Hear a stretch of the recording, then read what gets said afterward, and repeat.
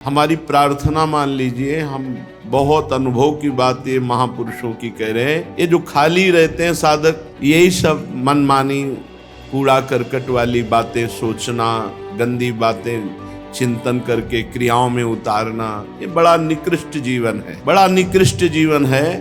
परमार्थ का पथिक हो करके गंदी बातों का चिंतन करना, गंदी क्रियाओं के लिए अंदर उत्साह रखना, ये बहुत निकृष्ट जीवन है। जब तक आप बार बार मन को राग द्वेष वृत्ति से हटा करके प्रभु में नहीं लगाएंगे, तब तक कोई साधना का फल आपको नहीं मिलेगा। ये हमारी बात मान लीजिए। कल जैसे एकांतिक में कहा था कि 100 गोपाल शास्त्र नाम का पाठ कीजिए आप, पर फिर मनमानी आचरण शास्त्र विरुद्ध कीजिए तो आपको भगवदानंद का अनुभव नहीं होगा। आप बाहरी पाठ किए, बाहरी भागवतिक क्रियाएं किए, आंतरिक चिंतन नहीं संभाला और क्रियाएं गंदी करते रहे, तो बस ठीक ऐसा ही परिणाम समझो जैसे चलनी में गाय दुहने वाले को कभी दूध पीने को नहीं मिलता। ऐसे ही भागवतिक साधन कर रहा है पर असाधन बड़े जोर का है तो उसे भगवदानंद का अनुभव नहीं होगा। ये हमारी प्रार्थना मान लीजिए, खाली रहना ही मृत्यु है। मार देगा कहीं न कहीं, कोई न कोई वासना में फंसा देगा मन हमारा।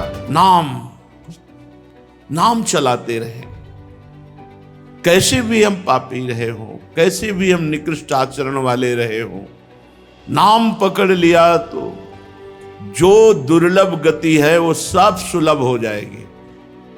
बस यही बात नहीं साधक पकड़ पाते।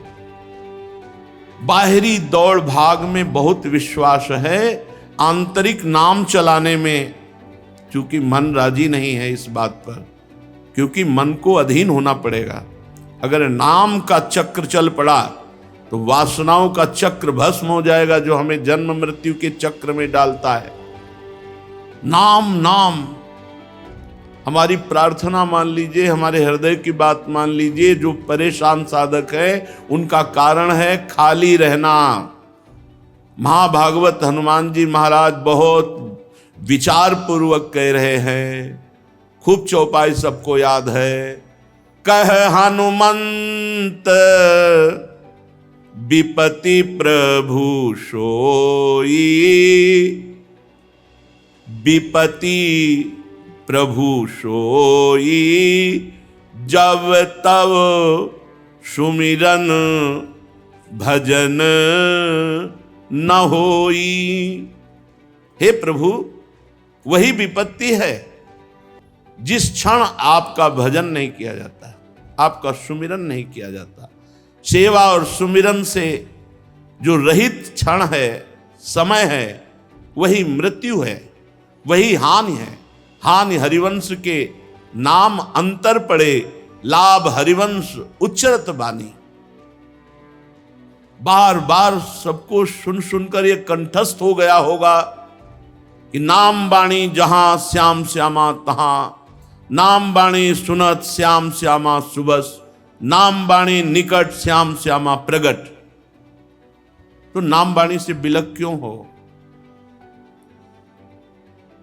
या तो नाम चल रहा है या तो लीला गायन चल रहा है, खाली क्यों हो?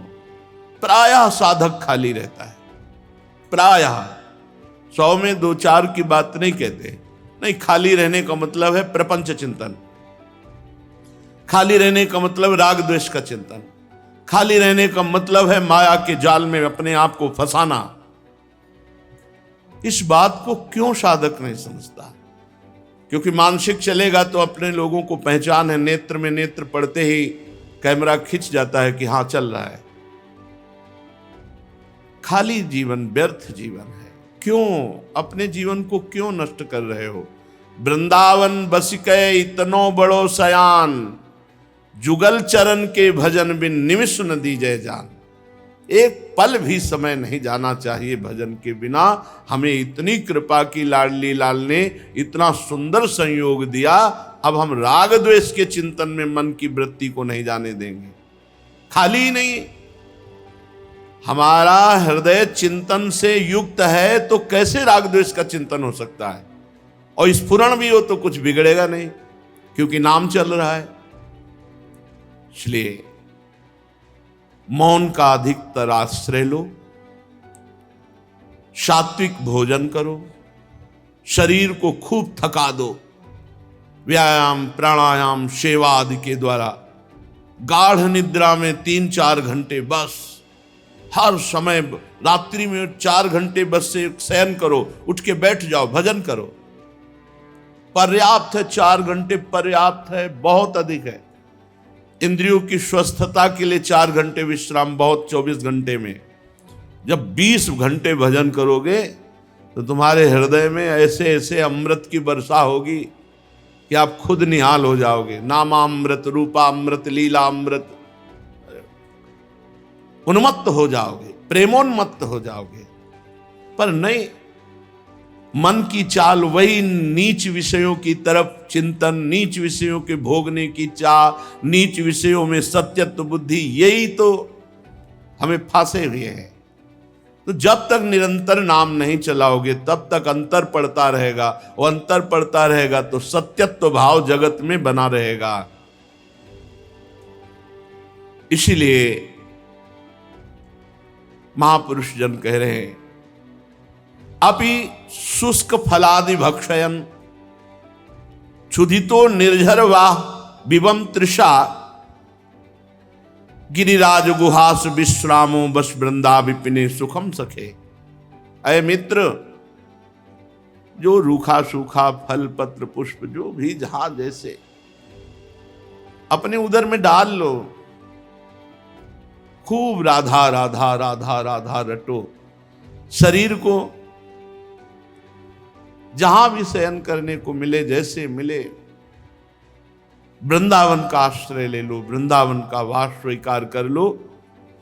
कह रहे गुफा में, कहीं किसी मंदिर में, कहीं भी पड़ रहे, जो रूखा सूखा मिले खा ले, रात दिन भजन करे। मरना है यार, जाना है यहां से, आज नहीं तो कल जाना है, जाना है ना। यहाँ किसी की जागीर थी, ना यहाँ है, ना किसी की रहेगी। ये सब व्यर्थ का केवल कल्पनात्मक है, केवल कल्पनात्मक है, कुछ नहीं तुम्हारा। यहां से मरोगे तो शरीर नहीं जाएगा, करोड़ कहां से तुम्हारे साथ चले जाएंगे।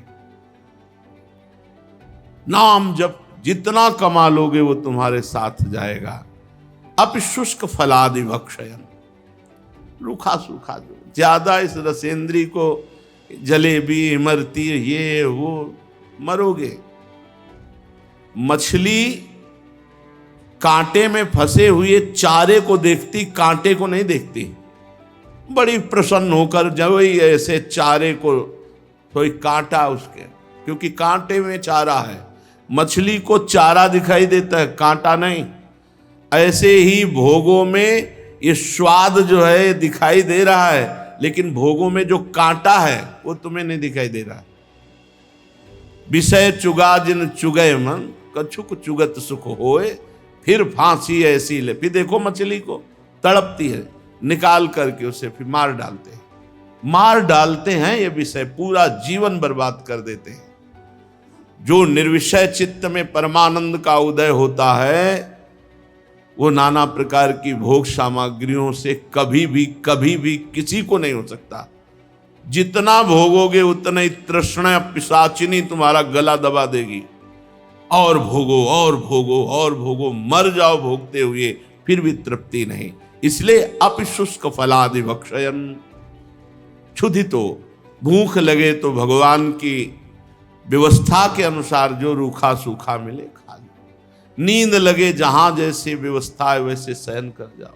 चेतना में हर समय नाम जप करते रहो। बस वृंदा विपिने सुखम सखे। हे सखे, यदि वृंदावन का आश्रय वास स्वीकार है तो परम सुख को प्राप्त हो जाओगे। तुम कैसे हो वृंदावन ये नहीं देख रहा। धर्माभासोप्य नहीं में नैव पापाच्च भीति, पाप करने से कभी भयभीत नहीं हुआ। धर्म का भास भी नहीं है, धर्म पालन करना तो जाने दो, धर्माभास भी नहीं है, पाप करने से कभी डरा नहीं। ना श्री कृष्णे रतिरपि, कभी भगवान श्री कृष्ण का नाम, उनके चरणों का चिंतन, कभी लीला कथा, कभी नहीं। नामे सौहृदम सत्यमेशु, और संतों से कभी संग नहीं किया। यदि ऐसा पुरुष भी वृंदावन का वास स्वीकार करके राधा राधा रटे। किंत्वन्त्यंताहत जन मिमस्व प्रविष्टम कथंचित ज्ञात्वात्यंता गति मवकृत स्वक्रियम यन्न से चेत।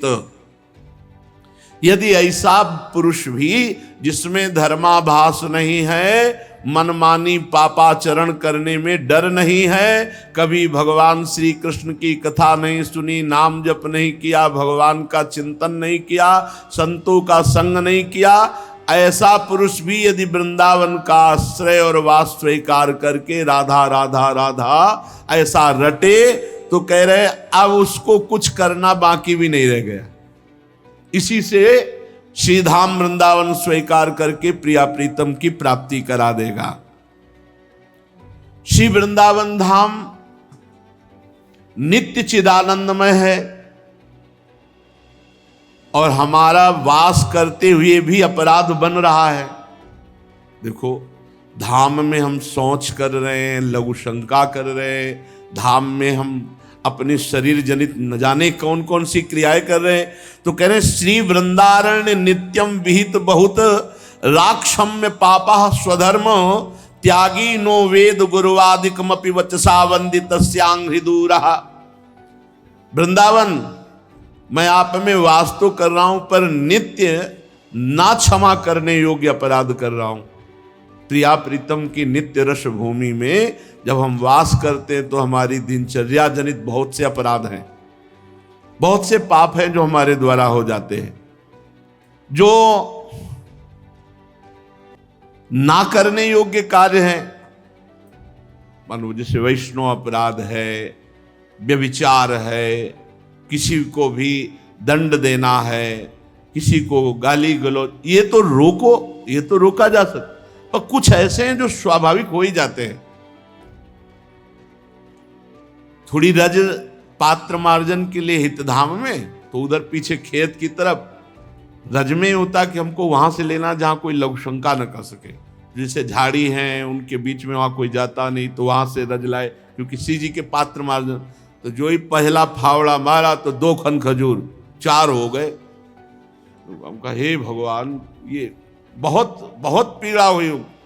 हम कहा इसमें हम कोई दूरबीन लिए थोड़ी देख रहे थे, अब हम तो रज के लालच से रज लिया और वो वहां छुपे हुए रज में। तो ऐसे अपराध बन जाते हैं। जैसे अब वर्षा का समय था, टार्च रखते नहीं थे, मस्ती से पद गुनगुनाते चले आ रहे, नीचे से पच्च से आवाज आई। अब ऐसे बहुत गौर से देखा तो एक मेढक फैला मिला। हम कहा हे भगवान। तो अब उस दिन से छोटी सी टार्च जो है मांग कर व्यवस्था की कि भाई टार्च तो कम से कम पैर के नीचे क्या है तो दिखे। कई ऐसे अपराध हैं जो अनजाने में बिल्कुल ना चाहते हुए बन जाते हैं। और धाम में बहुत बड़ी बात है, किसी भी धाम के जीव को किसी भी, जैसे कोई कहता है हम धाम से तुलसी ले जाएं, तो हम मना करते हैं, धाम से मत ले जाना, बाहर से लाके धाम में लगा दो, बहुत बड़ा लाभ मिलेगा। लेकिन धाम से तुलसी की आप दिल्ली ले जाओ, यहां से नहीं, यही ब्रज के अंतर्गत रखो तो चलेगा, धाम से मत ले जाओ, तुलसी जी को मत ले जाओ। बढ़िया तुलसी वृंदावन से हम बाहर दिल्ली कलकत्ता ले जाओ, नहीं नहीं नहीं। धाम की किसी भी लता को, धाम के किसी भी जीव को आप बाहर मत कीजिए, बाहर मत कीजिए। जैसे अब यहां हम किसी पशु पक्षी को पकड़ लें, चलो बाहर, नहीं, ये सब भजन करके यहां प्राप्त हुए जीव जंतु के रूप में, बहुत सावधान, किसी को कष्ट न हो। आहा जाता अपराधो मुहुरपि भगवत भक्ति रत स्वाश्रयम त्वाम। हाय हाय मेरे से अपराध बन जाता है वृंदावन धाम, ना क्षमा करने योग्य अनेक प्रकार के पाप बन जाते हैं। मैं आपके चरण कमलों को छोड़ करके अन्य कोई आश्रय ले नहीं सकता, इसलिए हाय हाय हाय हाय मैंने पश्चाताप करता हूं। भक्ति परायणता प्राप्त करने के लिए, भगवत प्राप्ति के लिए आप मेरे इन अपराधों को क्षमा कीजिए। आप ही केवल मेरे आश्रय दाता हैं। हे वृंदावन धाम, मेकम ज्ञात्वा श्रितोहम त्वयि च भवदघा किम करोमि क्वा यामि मैं कहीं जा सकता नहीं, अब कुछ कर सकता नहीं, जो कुछ ऐसे अपराध हैं तो हे वृंदावन धाम आप क्षमा कीजिए, मैंने आपका आश्रय लिया है। जो जिसका आश्रय ले लेता है वही संपूर्ण भार स्वीकार कर लेता है। हमारा आश्रय वृंदावन धाम ने ले लिया, हम सब वृंदावन धाम के आश्रित है। जानबूझकर कोई पाप न करें, कोई धर्म विरुद्ध आचरण न करें। शेष जो हमारे द्वारा ऐसी गलतियां त्रुटियां हो जाएंगी वो धाम अपनी कृपा से सहज में क्षमा करेगा। हमें जानबूझकर किसी जीव को पीड़ा नहीं पहुंचानी, पर कई परिस्थितियां ऐसी हमने देखी, वो परिस्थिति में कुछ उपाय नहीं है, वो होगा जो हो रहा है होगा, कोई उपाय नहीं है। वर्षा के दिनों में जैसे ये लाइट पड़ती है तो बहुत से कीड़े रास्ते में हो जाते हैं। जब परिक्रमा लगाते थे तो केसी घाट में लाखों कीड़ा। अब आप कितना पैर बचा के चलो, हमें लगता है केसी घाट पार करने में 200-400 तो मर ही जाएंगे। वो ऐसे लंबी लंबी पूंछ वाले, वो ऐसे बहुत कुछ ऐसे अपराध हैं जिनको रोका ही नहीं जा सकता, तो उनके लिए हाय हाय क्षमा कीजिए हे वृंदावन धाम, हम आपकी शरण में, आप हमारे आश्रयदाता हैं। इसलिए पाप की प्रवृत्ति नष्ट हो तो पूरा पाप का प्रायश्चित माना जाता है। तो बोले उसका उपाय क्या है? बोले उसका उपाय है एकमात्र भगवान का आश्रय लेकर भगवान का नाम जप करना। नाम में बड़ी अपार सामर्थ्य है।